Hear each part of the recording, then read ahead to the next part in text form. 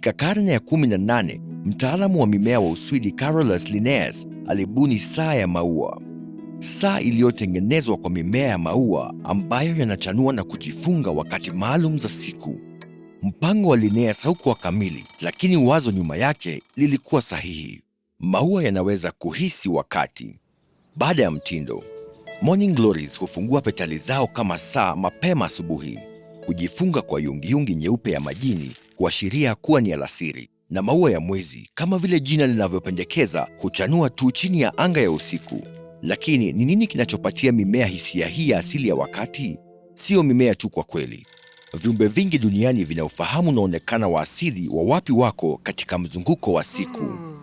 Hiyo ni kwa sababu ya miundo ya circadian, vitunzaji muda vya ndani ambavyo huhesabu muda ndani ya vitu vingi hai. Saa hizi za kibiolojia huruhusu viumbe kufuatilia wakati na kuchukua vidokezo vya mazingira ambavyo vinasaidia kuzoea. Hiyo ni muhimu kwa sababu mzunguko na mapinduzi ya sayari hutuweka katika hali ya mtiririko wa mara kwa mara, ingawa inafanya kwa njia inayojirudia, inayotabirika. Miundo ya circadian inajumuisha vidokezo mbalimbali kudhibiti wakati kiumbe kinapaswa kuamka na kulala na kufanya shughuli fulani. Kwa mimea, mwanga na joto ni vidokezo ambavyo husababisha athari zinazochocheza kwa kiwango cha molekuli.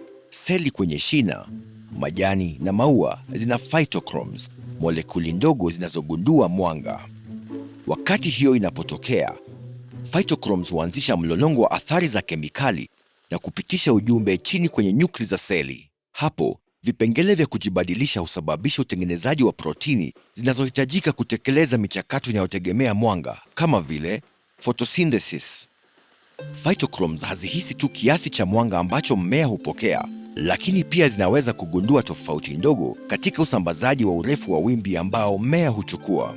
Kwa uhisiaji huu ulioboreshwa vizuri, phytochromes huruhusu mmea kutambua vyote wakati, tofauti kati ya katikati ya mchana na jioni na mahali, iwe ni katika jua ya moja kwa moja au kivuli, na kuwezesha mmea kuambatanisha athari zake za kemikali na mazingira yake. Hii hufanyika kwa ile inayoamka mapema. Masaa machache kabla ya jua kuchomoza, mmea wa kawaida tayari unafanya kazi, ikiunda templeti za mRNA kwa mashini zake za kutengeneza picha.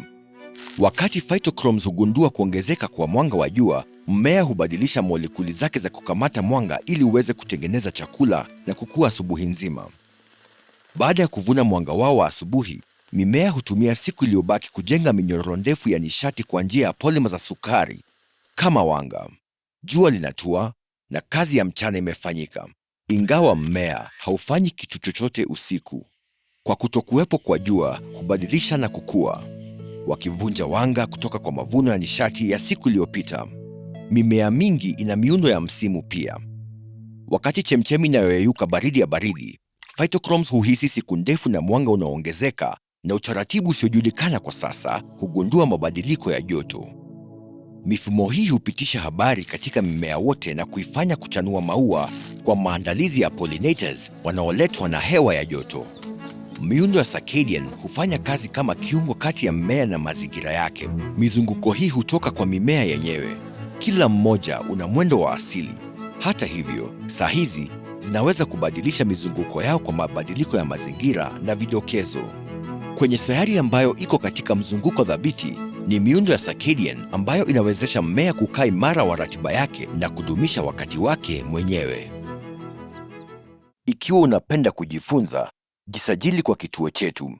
Kila wiki tunachapisha video mpya kuhusu kila kitu, kuanzia historia ya ulimwengu, kulingana na paka, hadi jinsi ya kuwa msikilizaji bora.